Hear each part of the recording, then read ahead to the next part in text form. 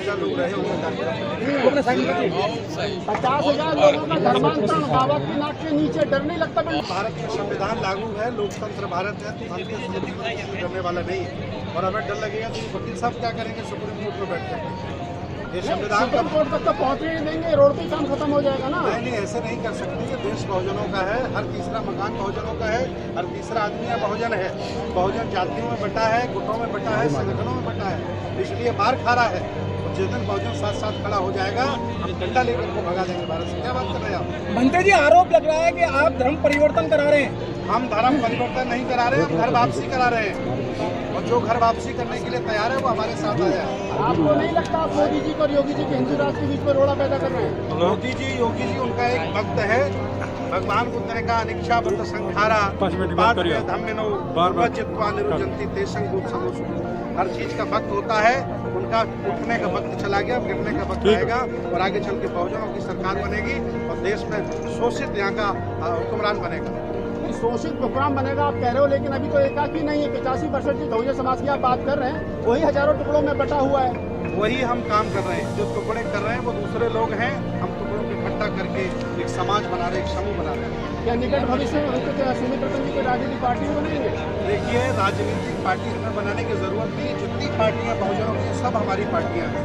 जो अच्छा नेतृत्व करेगा, जो बुद्ध साहू फुले अम्बेडकर की विचारधारा पर चलेगा, पूरा समाज उसका साथ देगा और वो देश का शासन करेगा। वकील साहब, आपसे सवाल, आप सुप्रीम कोर्ट के सीनियर लॉयर हैं, क्या वर्तमान में आपको लग रहा है कि अभी संविधान जिंदा है थोड़ा बहुत, या सब काम खत्म हो गया? संविधान जिंदा है, जिंदा रहेगा और मनुस्मृति कभी लागू नहीं होगी।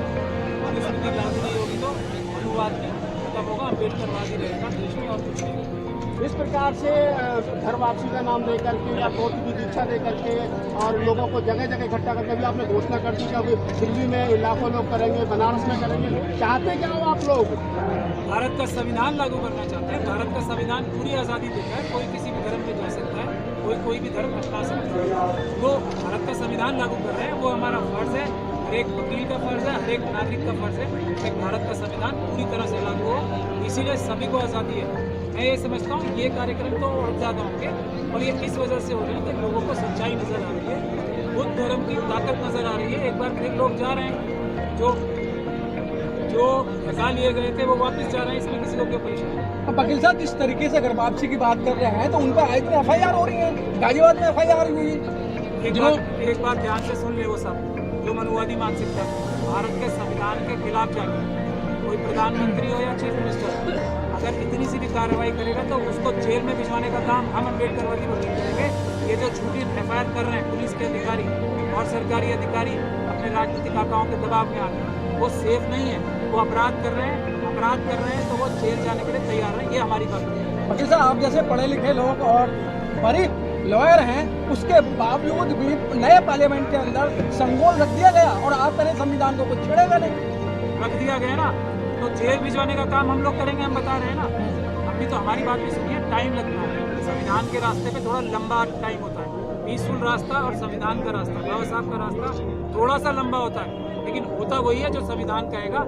ये सब लोग जो आज संविधान तोड़ के ये सब हिंदू राष्ट्र बनाने की बात करते हैं, वो जेलों में आपको मिलेंगे, लंबे समय के लिए जेलों में मिलेंगे, ऐसा हम वादा कर रहे हैं। बौद्ध पीठों को कैसे बचाएंगे? बौद्ध पीठों को कैसे बचाएंगे आप? 40,000 से ज्यादा संगठन मिलकर काम कर रहे हैं। क्या आपके पीछे भी कोई ऐसी शक्ति लगी हुई है जो आप बार बार निरंतर जो है नई नई जगह पे जो है धर्मांतरण करा रहे हैं? देखिए, हम घर वापसी करा रहे हैं। बुद्ध साहू फुले अम्बेडकर की विचारधारा के जितने संगठन हैं, जितने हमारी समान विचारधारा के संगठन हैं, उनमें हम कोई भेद नहीं करते। कभी हम किसी से पूछते ही नहीं कि आपका संगठन कौन सा है। बस वो अम्बेडकरवादी होना चाहिए, बुद्धिस्ट होना चाहिए, विज्ञानवादी और तर्कवादी होना चाहिए।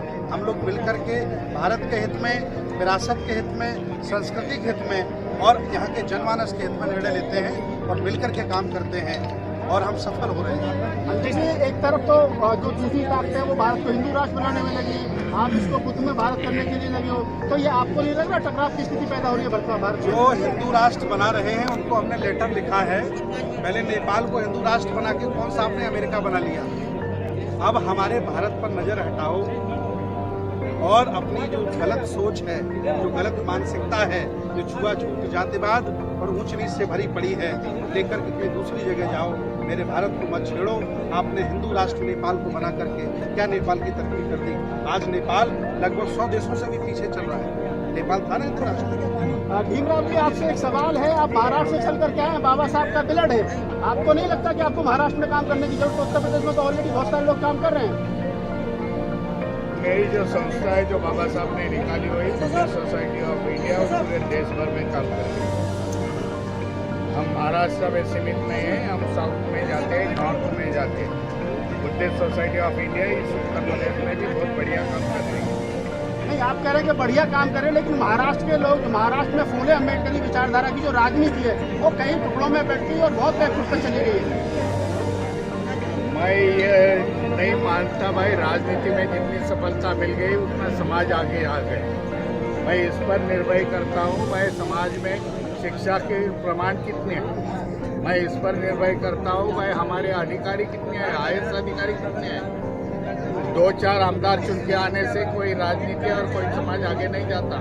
ये प्रमाण जो है वो गलत है, ऐसा मैं बताना चाहता हूँ। भीमराव जी, बाबा साहब ने जितने संगठन बनाए थे वो अधिकतर सारे संगठन टूट गए हैं, और संगठन टूटे ही नहीं, काफी हजार तादाद के अंदर उनका दूसरे संगठनों में विलय हो चुका है। बाबा साहब ने जो संगठन है वो मैं चला रहा हूँ, बुद्धिस्ट सोसाइटी चला रहा हूँ, समता सैनिक दल चला रहा हूँ, एजुकेशन सब बुद्धिस्ट सोसाइटी के सर 8 धड़े हो गए हैं, RPI के भी मतलब 36 धड़े हो गए हैं, समता सैनिक दल के सब 10 हो गए हैं। बुद्धिस्ट सोसाइटी के 3 ग्रुप थे, हम लोग तीनों भाई इकट्ठा अभी आप ही के परिवार में आपस में डिस्प्यूट चल रहा है। राजरत्न अम्बेडकर जी कहते हैं कि वो राष्ट्रीय अध्यक्ष हैं, इधर आप कहते हैं हम राष्ट्रीय अध्यक्ष हैं। कैसे माने? समाज को तो आप ही बाबा साहब ने कहा था संगठित रहिए, तो आप संगठित नहीं है। जो अध्यक्ष मानेगा तो उसको तुम्हारा सवाल पूछने का भाई कायदे से ये अध्यक्ष है तो कोर्ट का कॉपी दिखा दो, ये आपके पास उपलब्ध दिया है भाई। मंत्री जी, यहाँ के सम्मेलन के बाद कहाँ का सम्मेलन शुरू करेंगे? मंत्री जी, यहाँ के सम्मेलन के बाद कहाँ का सम्मेलन आपका? अगला कार्यक्रम हमारा बनारस में है।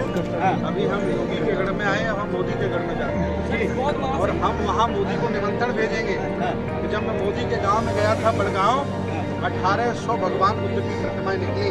मैं मोदी से कहूँगा तुम्हारे घर में बुद्ध निकल रहे हैं, विदेशों में बुद्ध आप जाकर के नाम लेते हो, आओ बनारस में आपको दीक्षा दे देते हैं, बौद्ध बना देते हैं। मैं निमंत्रण भेजूंगा उन्हें।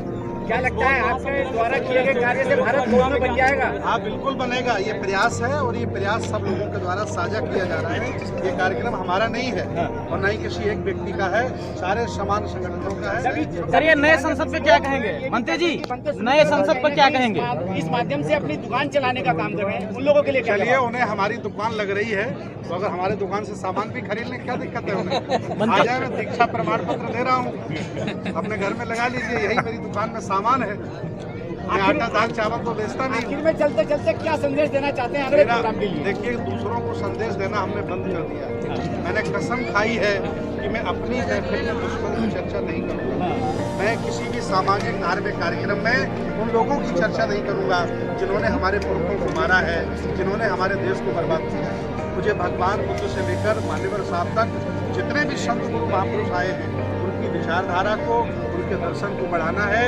और जितने भी लोग चिथड़े हैं, जो हमें टुकड़े टुकड़े गैंग लोग कहते हैं, उन सबको इकट्ठा करेंगे और एक बड़ी गैंग बना करके भारत को बौद्ध में भी बनाएंगे और बहुजन हुक्मरान भी बनाएंगे। ये हमारा लक्ष्य है। बौद्ध मठों पर जो कब्जे किए गए हैं, मंत्री जी, बौद्ध मठों पर जो कब्जे किए गए उसको कैसे मुक्त कराएंगे? प्रयास जारी चल रहा है। सुप्रीम कोर्ट में केस करूंगा, हाई कोर्ट में केस करूंगा और सफलता मिलेगी। आज नहीं कल मिलेगी। अरे हमारी आज़ादी को 70 साल हुए हैं, 100 साल होने दीजिए, देश हमारा होगा। बाबा साहब ने कहा 21वीं सदी हमारी होगी तो हमारी होगी। नए संसद पे क्या कहेंगे? नए संसद पे? नया संसद हमारा है, मोदी जी जाने वाले, हमारा प्रशासक आने वाला है। डॉक्टर अम्बेडकर भवन उसका नाम रखेंगे। चलिए, थैंक यू।